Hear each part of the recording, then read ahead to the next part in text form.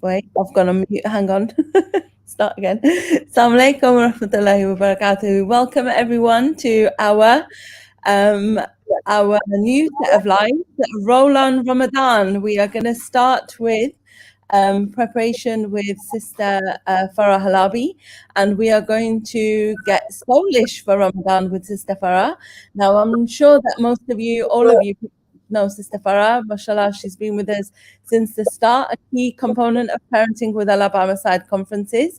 She is a transformational life coach, and she works with the science of the nafs and peaceful parenting.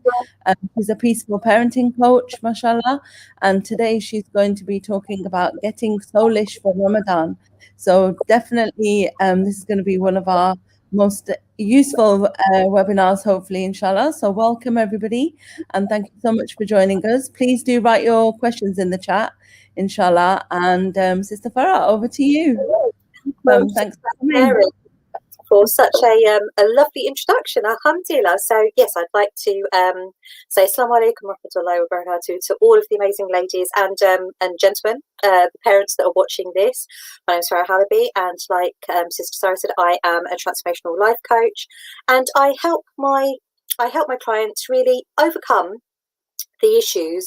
Well, first of all, identify the real issues that are challenging them, and working towards an understanding of what's actually going on for them, overcoming those issues, and from that place, from that clear space, then creating the life that they do want.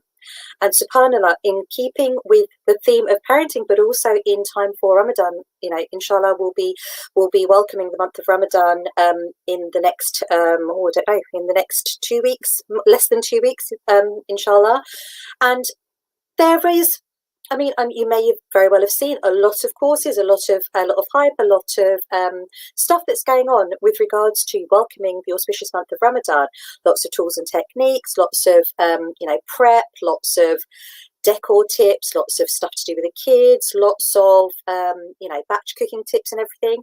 And mashallah, they are amazing. That's not what you're going to find here today, though. The prep that I'm going to be talking about is prepping you.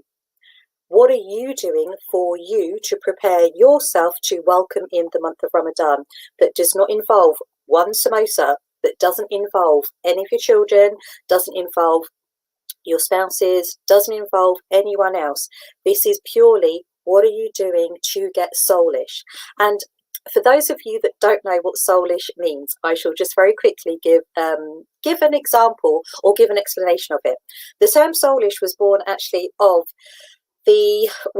from the first time that I spoke to the lovely ladies here. I kicked the Parenting with Allah by my side mothers seminar off on December the 25th, and when I spoke about the common problems that mums have with regards to their parenting, the common issues that come up, and one of the biggest things I saw with my own clients was self-care. Not having enough time for it, thinking that it was a bubble bath, thinking that it was a spa day, mum's feeling like, I don't have time, who's going to look after the kids, what am I going to say to my husband, how am I going to justify going off and having a massage, is that even a thing? So there was a lot of misconception around what self-care is. It's one of those things where once the kids are sorted, once your home sorted, once you've got stuff going on at work, if you work, all of that sorted, maybe you might have time to do a bit of self-care. But usually by the time that comes, you might either be snoring on the sofa or binge watching Netflix thinking, okay, that's it. But is that really what self-care is? And if we turned it round to soul care, caring for you, caring for yourself, caring for your soul, nourishing, nurturing, would you prioritize that? Would you prioritize you? If you looked at it not through the lens of self-care and feeling rather selfish if you did go off and have a massage or if you did leave the kids, but when you're looking after you, when you're developing or caring for your soul, when you've got that soul care, you are being soulish. And when you are soulish, it is the very opposite of being selfish, because when you nurture yourself with all that great stuff, that kindness, that compassion, prioritizing you, filling your cup, that's what you've got to give to all of the people around you. That's what you've got to give to your children, to your husbands, to your spouses, to your community. But it comes from you. And in keeping with that, getting soulish for Ramadan, well, I'd say that Ramadan is the absolute quintessential, absolutely amazing time for being soulish to actually come about, because we're told that there are few things that are going to help us once we are no longer here. And there are various things that are sadaqah jariyah, that are, leaving behind pious children, any acts of charity that you've done, any ongoing things that you leave behind, like I don't know, planting trees and water is a great one as well. But the stuff that you do for that, the stuff that you do and only you can do, no one else can fast for you. People can give, money. They can do some of the other elements of our faith for you. They can, if you have never had a chance to go to Hajj, there are some people that believe that someone else can do it for you, or you can pay for someone else to go in your stead if you're not well enough. But the fasts, that's something for you. That is something completely 100% that you do for yourself. And if you can't do that for yourself, no one else can fast for you. You can pay to feed someone else. So Ramadan is essentially the month of being completely soulish, because it is completely one-on-one, you with Allah subhanahu wa ta'ala, your connection with Allah subhanahu wa ta'ala, what it is that you do, how it is that you play out, how it is that you present in this beautiful month. You can cook all the samosas in the world, you can batch cook meals, you can do all of those things, but essentially at the end of days, when Allah subhanahu wa ta'ala asks you, what did you do with the gifts I gave you? How are you going to account for, I was too tired to do those extra prayers because I was cooking, or I was doing X, Y and Z. And at the end of the day, that's when we're really going to be scrabbling. That's when we're really going to be fighting everyone else, even our children, for those good deeds. We want them all for ourselves, because they're the things that are going to get us, inshallah, to Jannatul Firdaus. Inshallah, isn't that the aim? So how can we do that, and especially capitalize on that in Ramadan? So what is it that you need to prep? What is it that what is getting soulish? And ultimately, it is first and foremost the understanding that your place in this world. I mean, just going back a little bit, we are very, very blessed, mashallah, that within our faith we have the answers to two of the questions that have plagued humanity for all time. Who are we and why are we here? And when we come down to the very basics, why are we here? Well, who are we? Who am I? Anyone ever asked themselves that? Or anyone thought, that's not me, I'm not that? But has anyone been able to answer the question in a quantifiable and fulfilling way? Who am I? Well, we're a creation of Allah. That's what everyone in the whole world can at least agree on. Other people may not say that they are a creation of Allah subhanahu wa ta'ala, but they can agree to the fact that they were created, that they are a creation. We know that we were created by Allah subhanahu wa ta'ala. Why are we here? To worship him. So technically, job's a good one. We know who we are and we know why we're here. So why is life tough? Why is parenting sometimes a bit hard? Why is Ramadan with children, Ramadan with parenting responsibilities, Ramadan with home responsibilities, Ramadan with working responsibilities, family, spousal, all of those things, why is it so difficult when we know the answers to the two questions that, people have spent centuries and lots, time and energy and money and resources and, trying to explore to the ends of the earth to find the answers, when actually they were always within. The answers were never out there. It was always within us all along. And when we really fully understand and appreciate who we are, why we're here, how we experience why we're here, how we experience this life that's, Allah subhanahu wa ta'ala has blessed us with, when we go on that journey, not out there, but when we go on a journey inwards, when we get truly soulish, we know ourselves through the way in which we are described in the Quran and the Sunnah. We are described as, we are, as human beings, we are physical, psychological, and spiritual entities. We are part and parcel. We work in synchronicity, and when one of those things is affected, it does have a knock-on effect to everything else. And we spend time. It's almost like we're a hamster on the wheel. We're running and running and running, not getting anywhere, but running and running and running, thinking that we have to be somewhere else, thinking that we're getting somewhere, but we're just in the same spot. And we are absolutely exhausted from doing so much running, but getting nowhere, because there is nowhere to run to. It's actually coming home, coming back to what is within us. And the element of being soulish is understanding who you are, not in the eyes of other people. I think I mentioned this in my last talk, that when we define ourselves as the label of mother, of wife, of daughter-in-law, sister, whatever profession that you do, whatever community status you have, when we are defined by those labels, it's like labels are not for people. They are only for jars. Labels tell you what's in the jar. A label doesn't tell you. Being a mum tells you nothing about me. I asked this of one of my clients the other day, so tell me a little bit about yourself. And mashallah, she was so lovely. She launched into being a mum of 4 children, gave me every accomplishment that the children have had, told me all about their schooling and everything. And at the very end of that, she was mashallah, she was very, very halal proud of her children, very, very happy to be telling me about them. But she hadn't answered the question that I had asked. Her telling me that she's got 4 amazingly wonderful, well-accomplished children tells me absolutely zilch about her. Her having 4 kids does not tell me how kind she is.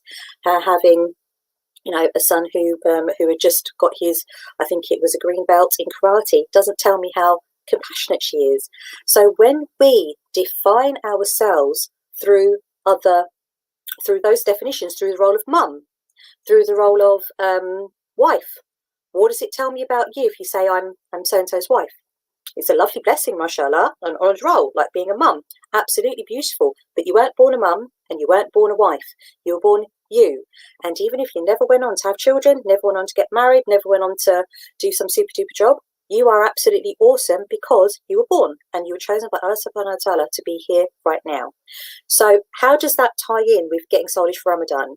Well, I'll ask you. And I know that I'm not too sure if you can type in questions, or maybe the ladies can tell me what the answers to this are. But what prep are you doing for Ramadan so far? What's been on your to-do list? Has anyone got a plan, or is anyone, absolutely not? I don't do any planning for Ramadan. What's the consensus so far? What kind of prep do you feel that you have to do, or what kind of prep are you berating yourself for not having done yet? Where I don't know, 11, 12 days maybe off of Ramadan. Have you got everything that you should be doing done? And again, I do should with the inverted commas because there is no should. But what is it for you? And whilst you're pondering on that, I'm going to ask you another question. What do you do in the absence of prep for Ramadan? What do you do when you're not thinking about the prep? When you're not thinking about everything that you have to be doing? When you're not consuming your thoughts, when your thoughts are not being consumed by all the stuff that you should be doing, all the stuff that you have to get ready, all the stuff that you have to prepare, what's left? Because there's the saying, isn't there, that failing to prepare is like preparing to fail. Well, let's look at the word failing. How can you fail Ramadan? And what's the opposite of failing Ramadan? I'm going to guess I'm not going to guess, I'm going to say it's nailing it. So what do you want from this Ramadan? How do you think, or is it possible for you to fail this Ramadan, or is it possible for you to nail it this Ramadan, to actually get what it is that you do want? So I'll bring up a few things that some of the ladies that I've spoken to recently have said, that they have young children, they're working. Now that lockdown restrictions, I'm not too sure where everyone is, lockdown restrictions are being lifted, so some people are being asked to come into work.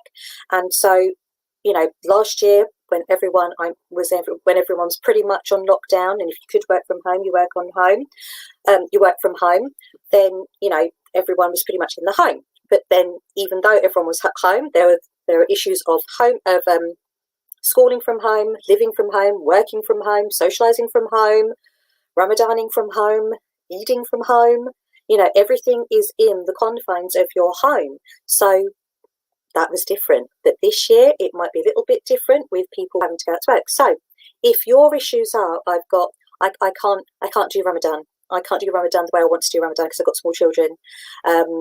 I'm trying to sleep train my baby. I'm going back to work. I've got the commute. I've got sort of the kids. I've got all of these things. So I can't possibly do Ramadan the way that I want to.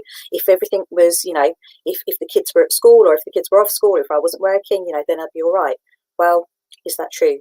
Was last year when there were those parameters, there were those anomalies in place? Did you have the Ramadan of your life last year, or was it, what was it like for you?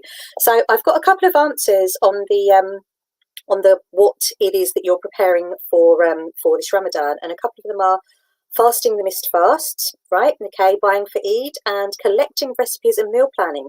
So all logistical stuff. Apart from the fasting the missed fasts, well, yep, you've still got time. But that Ramadan prep, that getting ready for Ramadan, that getting ready for what? What is it that you want from Ramadan? Because sometimes we get so embroiled in the doing, in the prep, in the having to get everything in place. If decorating is your thing, then getting all the preps ready, and then there's a whole different school of thought about what is acceptable with Ramadan decoration, and do we do it, and all the rest of it. So trying to navigate all of the different schools of thought of that, or logistically the food prep, or maybe if lockdown conditions are being eased, maybe the same old family issues may be coming up. Do we go to the in-laws? Do we go to my parents? Do we go, to the cousins? What are we going to do? Are we allowed to do it? How can we do this? So again, there's a lot of fluff. There's a lot of stuff that, almost lots of decisions that have to be made. But if you bring it down to 3 questions that I shall ask you. What do you want from Ramadan? What do you want to feel in Ramadan? What is it that you want to experience, and really get granular with it? I love that word, because it really does, for me, it just brings about this this essence of getting really to the nitty gritty of what it is that you want, that cutting out through the fluff, cutting out the, I've got to get all of my meals cooked. I've got to, diarise and prioritise everything, and make sure that everything's, done in order. But really getting granular. What do you want to feel? What is it that you want out of Ramadan? And what is it that is that burning desire that you want to achieve, that thing that you actually want to do? And I'm just going to look through. So there's some more answers coming through. Thinking of making it more spiritual and feeling Ramadan vibes. So spiritual and feeling the Ramadan vibe. Do you, lovely audience, believe that you can feel that Ramadan vibe outside of Ramadan? We're told that during Ramadan, obviously, shaitan is locked up, and so that's a biggie. But what about the internal little demons that we have, that internal loop, that little voice in the back of our heads that sometimes, pipes up with, oh, shouldn't be doing that, or you don't want to be doing that, or whatever it is, whatever doubts, whatever little kind of niggling thoughts that you may have, they aren't locked up in Ramadan. They're there. They might be at the back of your mind. They might be on a loop. It might be, you might not even realise that they are at the back of your head. It might just be the lens through which you see life. But during Ramadan, the biggie is that obviously shaitan is locked up. So what is that Ramadan vibe? What is it? That spiritual high, that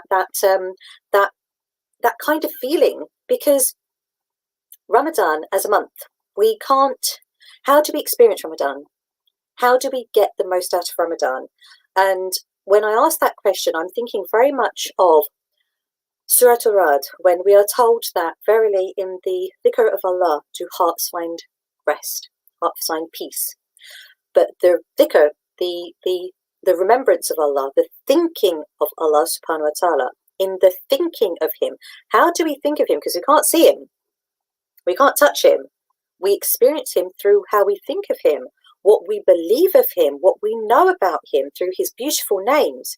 So when we're told very clearly that in the thinking of him, the connection with him, do hearts find peace. But peace, not just peace, my goodness, isn't peace amazing, but more so than that, deeper, tranquility, ease, that that sense of just being. And you're not going to get that in the doing.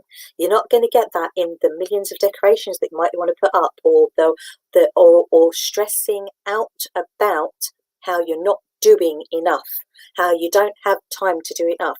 If you're going to set the month of Ramadan with I can't do this, whatever this is, and that's what we're going to really, really get granular with in a minute, but I can't do Ramadan the way that I want to because of, and all of the other reasons.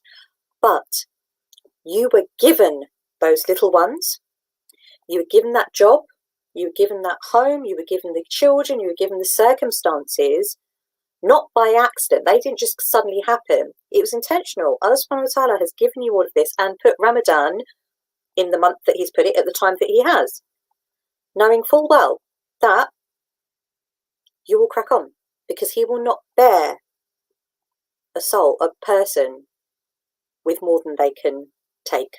He will not burden a human being with more than we can take. So all of the I can't do it because is going to set you on a way of thinking about what you can't do. So let's flip that and let's get granular with what you can do, because you can do so much more than what you think. And if anything, last year, Ramadan during the pandemic, I mean, Ramadan in general, set aside the pandemic, in Ramadan, is it 1 billion Muslims in the world? Or, hundreds of millions, at least, of us, are evidence. We are proof, we are living proof that we all can do so much more with a lot less than we're used to. We can do life. We can look after our kids. We can work with a lot less food. We can do what we need to do, concentrate. We can interact with much less sleep. We can make time to go to Tarawih prayers if that's what you've intended, almost seemingly flawlessly, easily during Ramadan. But yet sometimes outside of Ramadan, it's like, maybe just doing the Farah and your witter for Isha, or, maybe just the four sunnahs as well. But again, it's what you intentionally put yourself forward to do. And we have proof, we are living proof that we can do so much more with a lot less than we're used to. So just imagine the Ramadan that you are going to have, not entering it with what you can't do, but with what you can do, but more importantly, with a lens on what you want to do during Ramadan. And not want to do, want to feel, want to experience, want to be, because we are human beings, not human doings. So what kind of person do you want to be during Ramadan, and how do you want to feel? I've got a couple of questions here. Trying to make more time to do more ibadah rather than getting busy with huge iftari meals. Yep, and there are approximately 1.9 billion Muslims in the world today. Mashallah. Growing, isn't it? It's quite nice, isn't it? Being part of such an amazing, massive, big family. Alhamdulillah, the ummah that is growing, that we are all a part of. But on the Day of Judgment, we are going to be fighting our nearest and dearests for those good deeds. So what are we going to do right now to get soulish, not selfish? What are we going to do right now to experience the Ramadan of our lives? Because we are setting the intentions of what we want, what we can do, what is not, the impossible, that's Allah subhanahu wa ta'ala's realm. If we are going to limit our experience by what we think we can do, then it's going to be very limited. It is going to be very limited. Humanly, we're limited human beings, but Allah subhanahu wa ta'ala is limitless. His power is limitless. So if we're relying on ourselves or other people, we're kind of, we've always got that one person, haven't we, or those people that we can rely on. And mashallah, that support is great. But if we putting our intentions forward, and we are, again, there's a beautiful ayah, Allah subhanahu wa ta'ala will not change the condition of the people until they change what is within themselves. What is within ourselves is our ability, our power to think and feel and make sense of things. How we experience this life is what we believe of it. And if we believe that, that we can't do Ramadan the way that we want, that's the Ramadan we're going to have. It's like we've got, not great Ramadan glasses on. And so as we enter Ramadan, that's all we're going to see, because it's going to filter out everything else and just give us evidence of all the stuff that we, don't want to be seeing. It's like, see, I told you, you weren't, you didn't manage to do more than a couple of rakats there. See, I told you, you got up a bit later than usual, we had to rush it. So I told you slept through. Again, if we are entering with that thinking, just, it's not as if that's intentional. If you've already got the kind of loop going on in the back of your mind that I can't, I'm not going to be able to, you are going to reap the rewards, or harvest the fruit of the seeds that you've planted. And if you're planting innocently deep seeds of doubt, you're going to have, I don't know, rotten fruit, or not great fruit, or fruit that you can't eat that's not edible for humans. It's going to be, sour, or not very nice.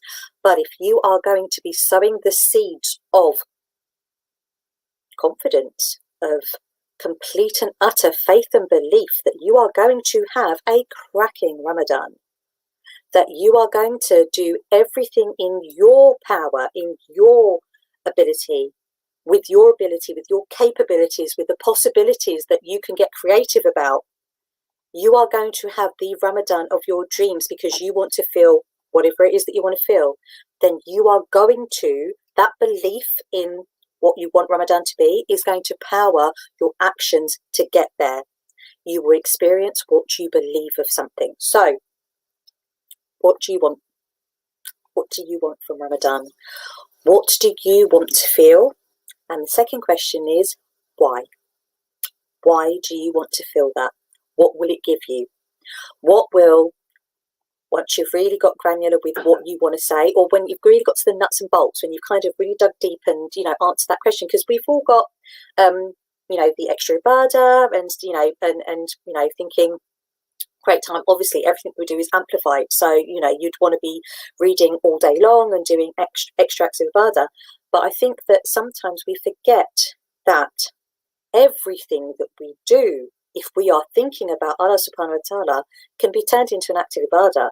If we have that taqwa, that consciousness of Allah, when you're feeding your children, when you're doing the washing up, I did holy ironing. I've done holy ironing for the last couple of years in Ramadan. It has been very much giving gratitude. I mean, although I didn't do any ironing last year, because for any of you that know, I furloughed my iron board. It became my workstation.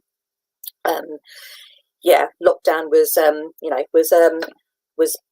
putting my iron into retirement, or it was furloughed, but the iron's come out now. But sorry, I'm digressing here. But what is it that you want to feel? What is it that you want to have in this Ramadan? And why do you want to feel it?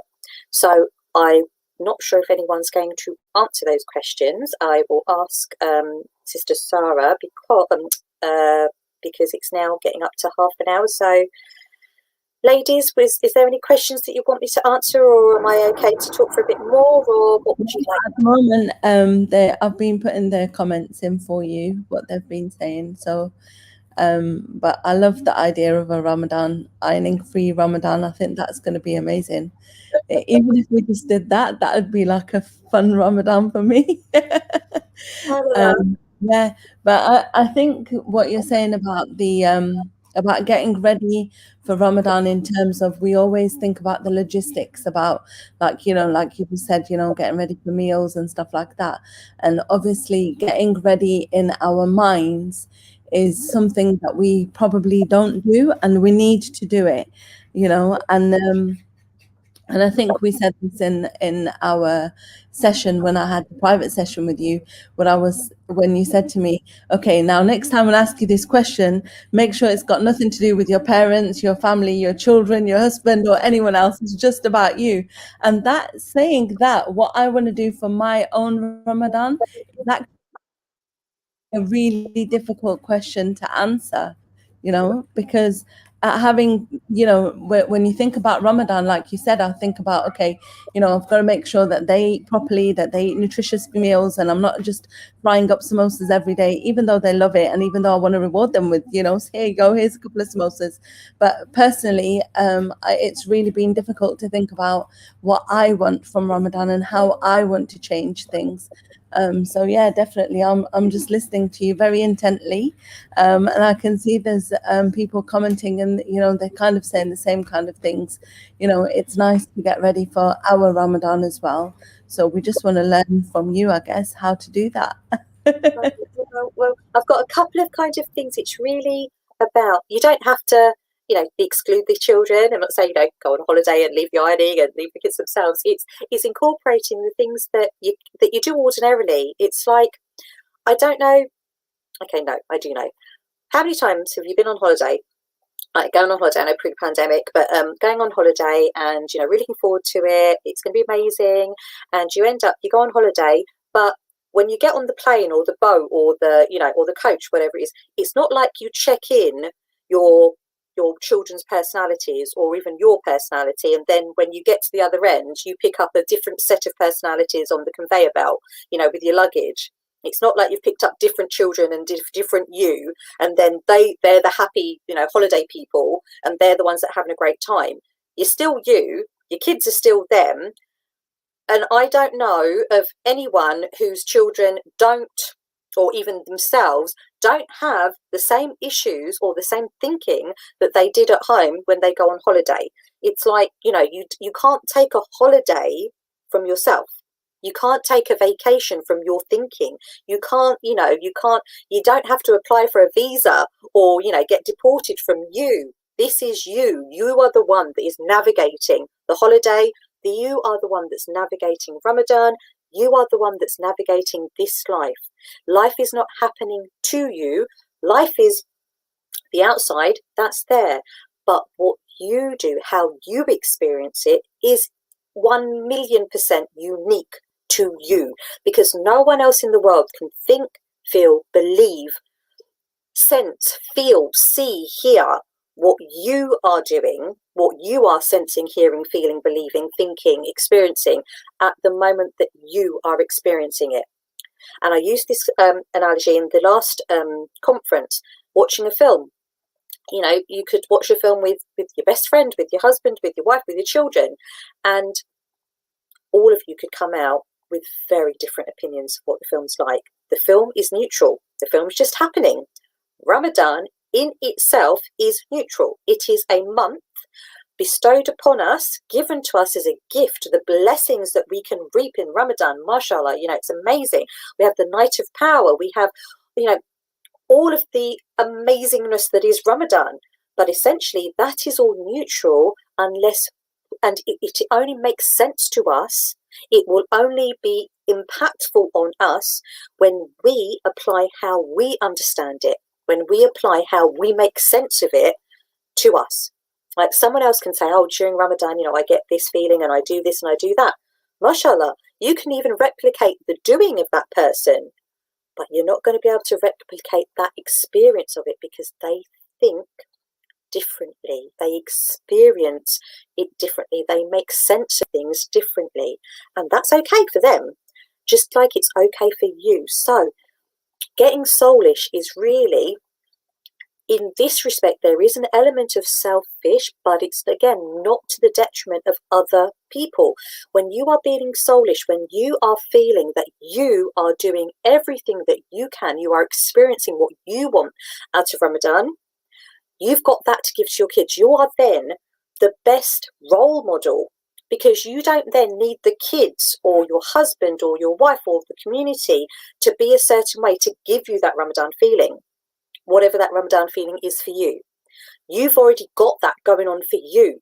So you can turn anything into an active ibadah, whether it is the big iftaris that you feel that you have to cook for, anything that you feel that you have to do is going to suck the joy out of it completely. Even if you were, even if it was something that you absolutely love, like the samosas, even if you absolutely adore samosas, if I said to you, what's your favourite meal? And you told me, and then I said, right, you have to have that for iftar every single day during Ramadan. It's your favourite meal, but you have to. You're not allowed to eat anything else.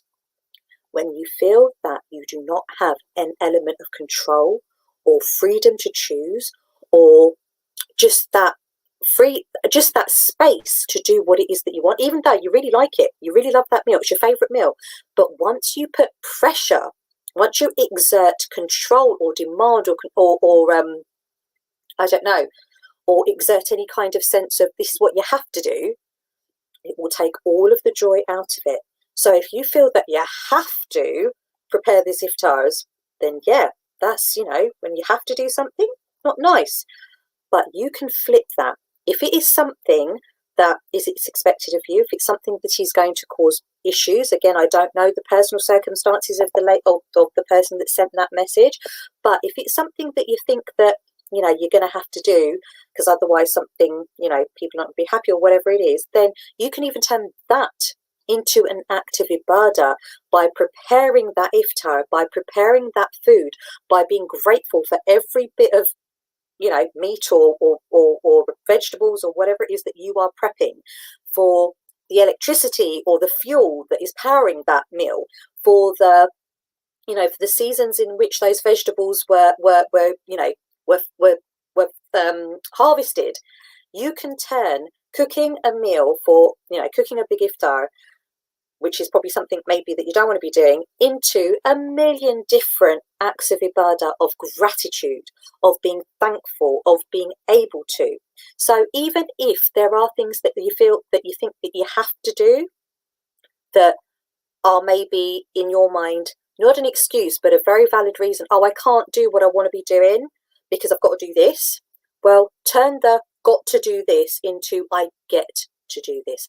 I get to prepare an iftar for my family. I get to iron my clothes for my children. I get to cook meals. I get to go to work.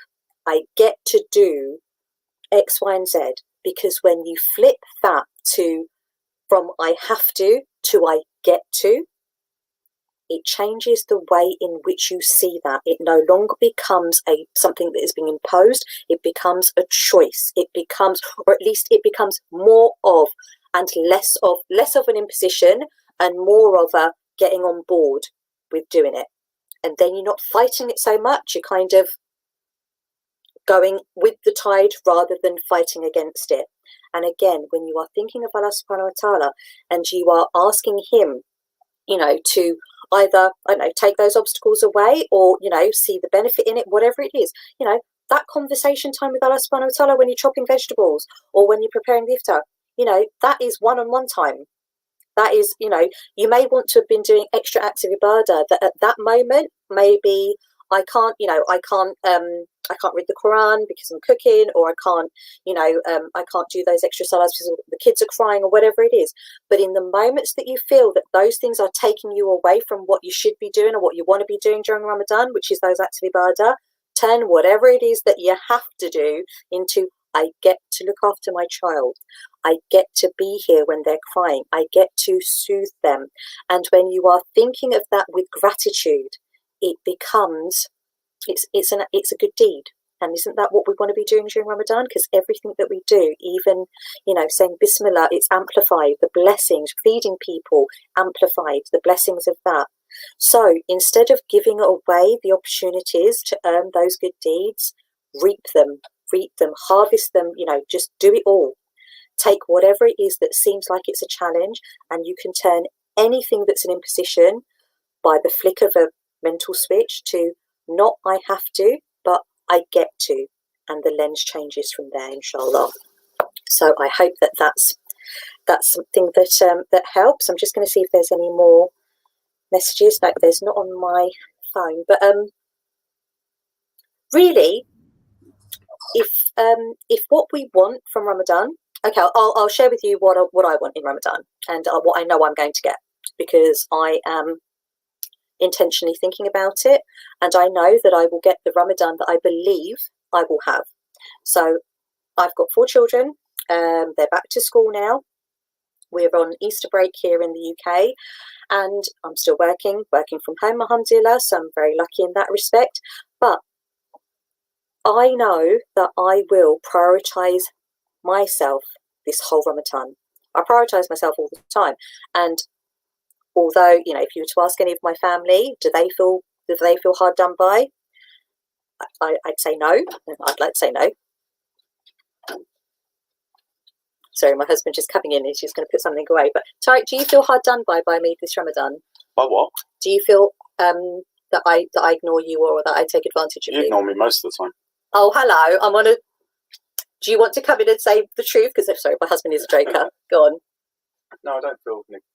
What did you ask me? Do you feel neglected by me when I prioritise me? No, not at all. Alhamdulillah, thank you. So I'm not hurting him by, you know, I wasn't coercing him as a part of physically. She beat you. But no, I would say, and all the kids again, they would say, you know, mummy's a lot happier. Mummy's fun, mummy. You know, sometimes I can be, you know, dragon monster, but essentially by prioritising me, by knowing that it's my Ramadan, it's my connection with Allah Subhanahu wa Taala that is going to get me to Jannah, inshallah. So I know that I'm going to have the Ramadan of my dreams, because I'm going to engineer it so that I do what I believe I'm going to get, and I believe it's going to be amazing. So it will be. So inshallah, I pray that helps. Sorry, Sarah, I'm just like, I didn't. No, that's fine. They never say what we want them to say, do they? Like, years. No, it's fine. I've just sent you another one about what do you say to people that say to you Ramadan is commercialized now? So the person who's written this, their point of view is that they don't get to celebrate birthdays or any other days. So they make Ramadan fun for their kids, their family. They get the house ready, they have presents to open, and Eid is a party, right? But obviously when they've shared that with other people, they've said, oh, you know, Ramadan is so commercialized, you're making it like Christmas and Easter and blah, blah, blah. So what do you say to that? What's their intention? If their intention is to do exactly what we are, you know, we're told we have 2 Eids, that they're the celebratory, you know, that's they're the big deal, you know, subhanAllah. So again, if people are saying it's so commercialized, again, what do they mean by commercialized? Is it the business element of it, you know, the decor and everything else? But essentially, what's their intention? What is it that they're trying to do? Are they decorating their homes to, I don't know, for the intention of showing off, or are they decorating their homes in a celebratory manner? Again, we have a faith of intentionality, and also we are accountable for what we do. So even if someone is saying to you, you shouldn't be doing that because of X, Y, Z, I don't think you should.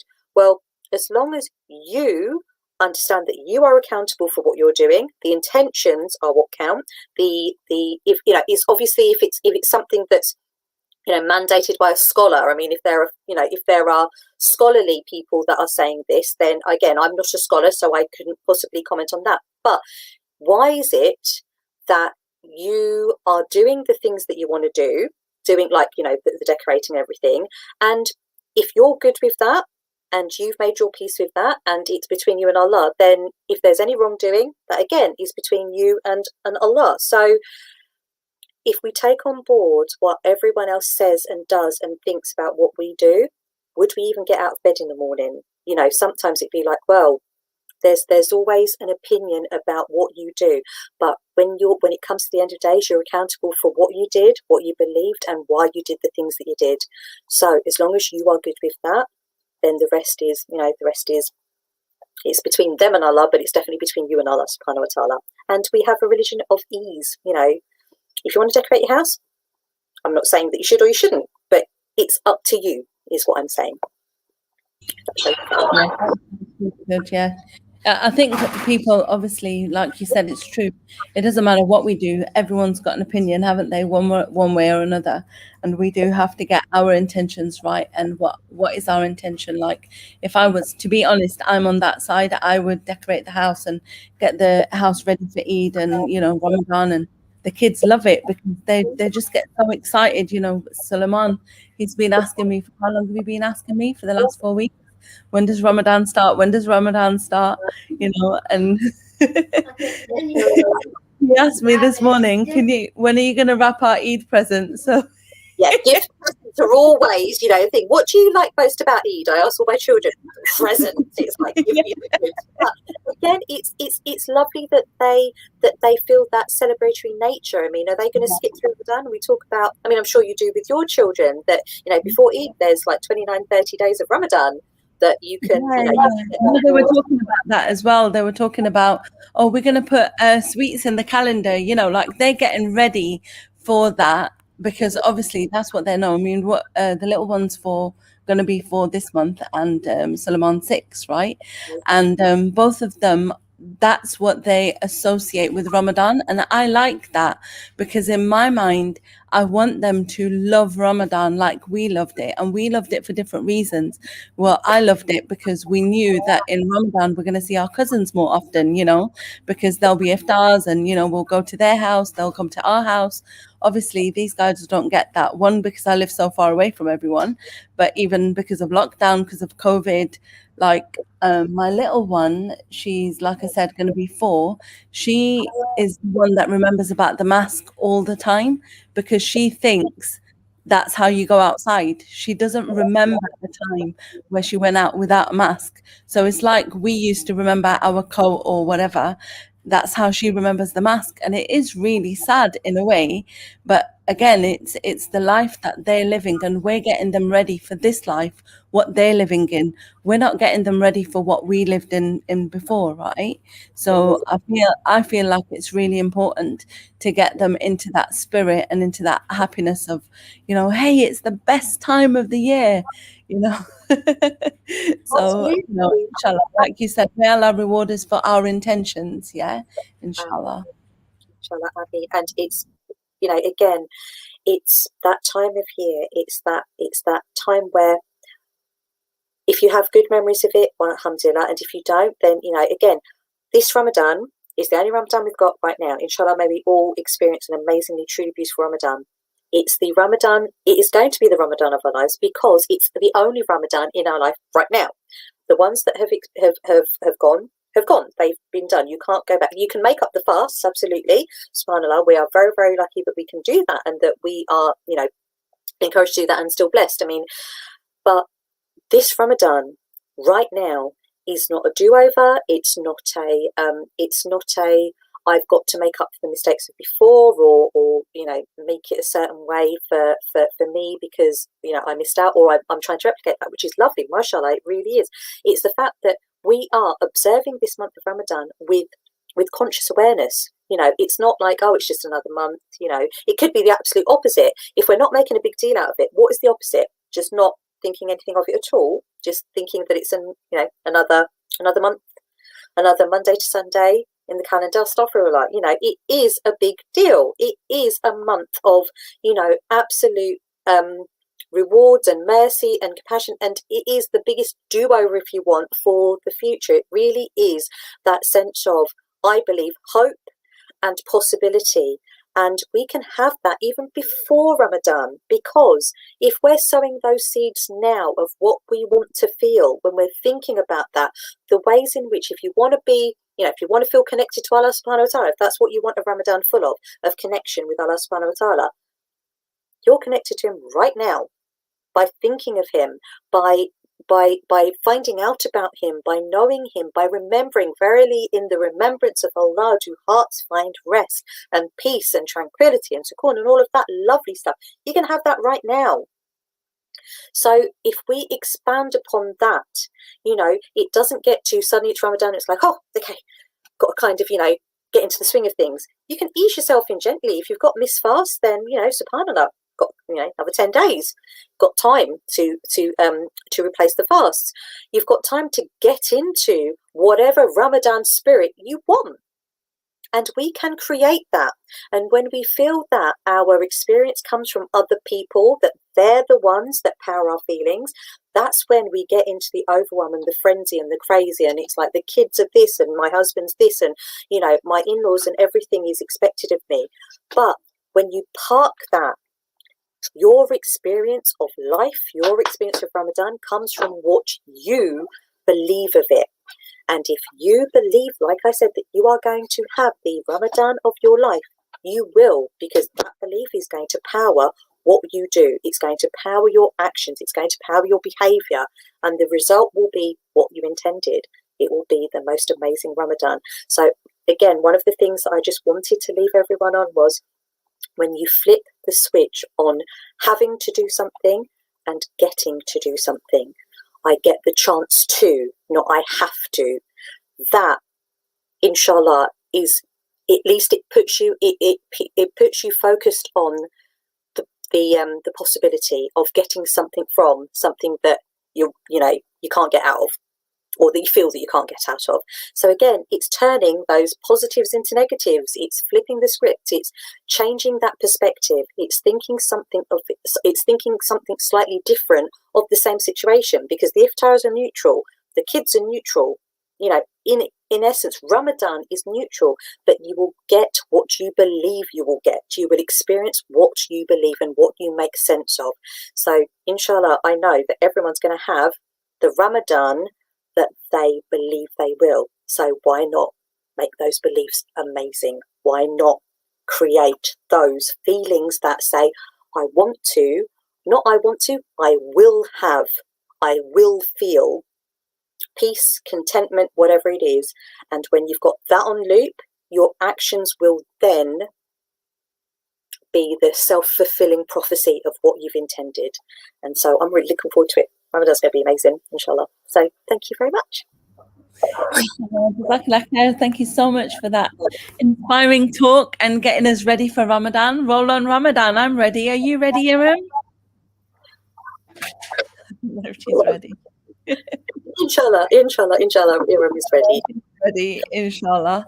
But yeah, Jazakallah khair for that. I've dropped your link in the chat. I've put the links to your group and to your website as well. So if anyone wants to get in touch with Sister Farah, she's definitely motivational. She really does help you, and I am proof of that. She's helping me, and mashallah, she's she's ready, she's there, and anyone that wants to get in touch with her, then please do through her website and Facebook group. Is there anything you want to add to that, Sister Farah?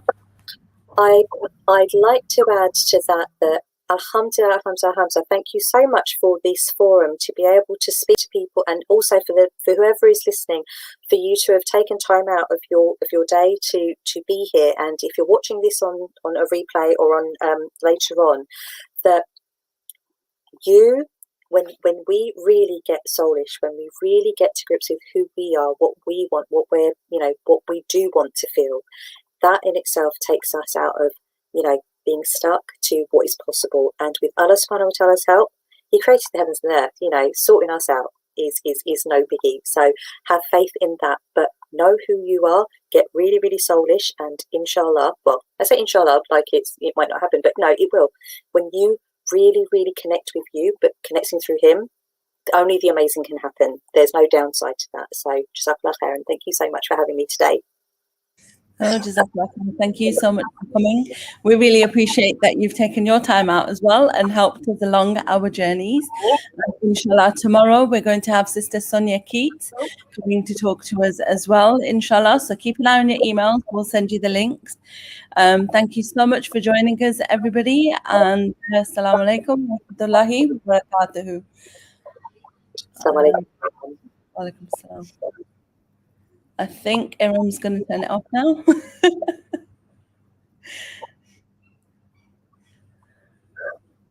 Whilst we're waiting for him, what I was going to do is on on the Facebook group, if it's okay, if you're wondering what to do with the kids, like while you're being soulish, if you're feeling like, oh, not too sure what to do with the children when I'm, going off and thinking about myself and reflecting, there is an amazing children's app, Mirage Stories, that is so great. If your kids are going to be on a screen, it's a really amazing way of just keeping them inspired about the profits and about the game. So if anyone wants a link to that, then please just drop me a message, and I'd be quite happy to send them a. You want to send it now? I'll put it in the chat for them, inshallah. Okay, I'll send it to you. If I text it to you, would you be able to put it on there? Because you get a discount with it as well. So I'll send it to you now, inshallah. Yeah, they're definitely, the kids do need things and activities. So on Tuesday, Iram is going to be there showing you how to deal with your children and get them more spiritual for Ramadan.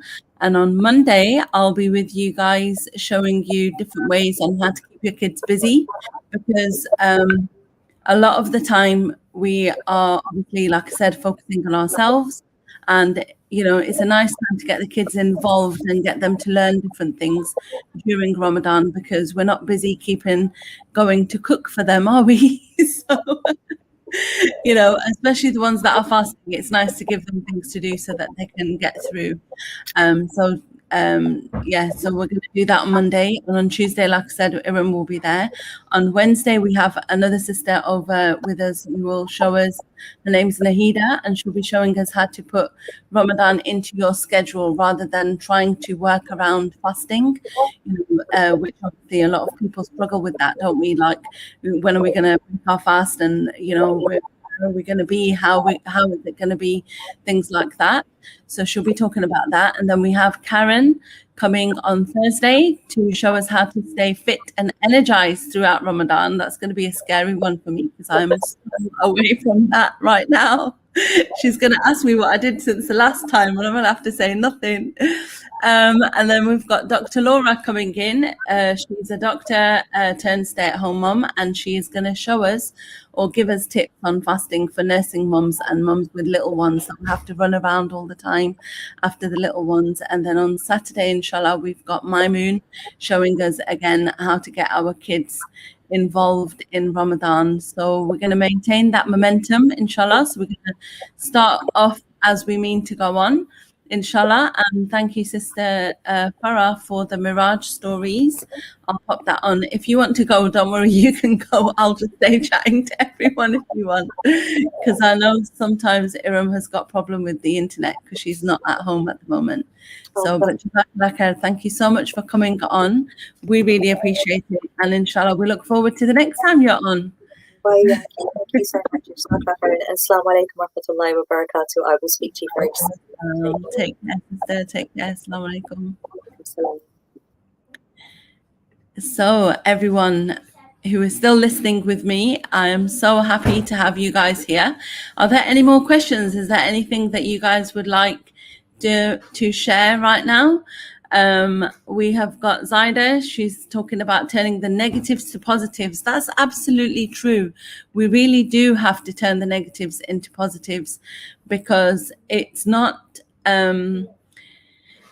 easy, I think, especially during this time of the year, this time that we're going through, this pandemic that we're going through, where the rules are changing every 5 minutes, where, people are telling us, one day there's lockdown, one day there isn't, one day this country is safe, the next day the other country is not. It's a lot of uncertainty.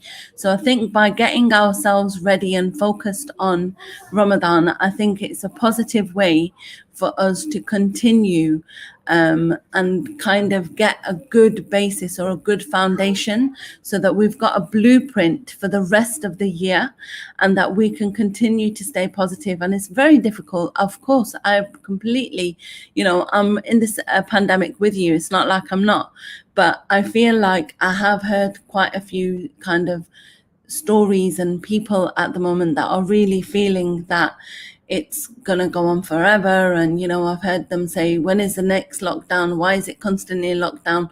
Obviously, we are all trying to stay safe and stay together.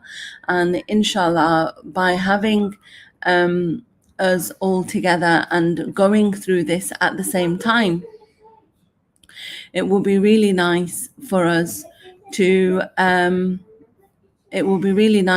get ready for Ramadan together, inshallah. All of the timing for the talks, Sister Saima, is going to be 6 p.m. on every single day for the rest of this week, inshallah. So starting from today, so we started with Sister Farah with Roll on Ramadan. So she was our first speaker. And tomorrow we'll have Sister Sonia. And then on Sunday, inshallah, we will have Sister Mona. And on Monday, we will have me. And then on Tuesday, Sister Iram will be along. On Wednesday, we have Sister Nahida. And on Thursday, we have, I don't know why I'm forgetting right now, but we have Sister Karen, inshallah. She'll be on Thursday. And then on Friday, we're going to have Sister Dr. Laura, Sister Laura, inshallah. The only one that's at 8 o'clock is Sister Mona, which is on Sunday. All of the rest of us are going to be here at 6 p.m. every day, inshallah. You should have got the email today with all of us. If you just scroll down or click read more, inshallah, Sister Saima, you should get all of the notice for all of us. I'm just waiting for Sister Iram to log us off. I don't know why she isn't logging us off right now. I'm actually going to call her. Just give me a minute, guys, please.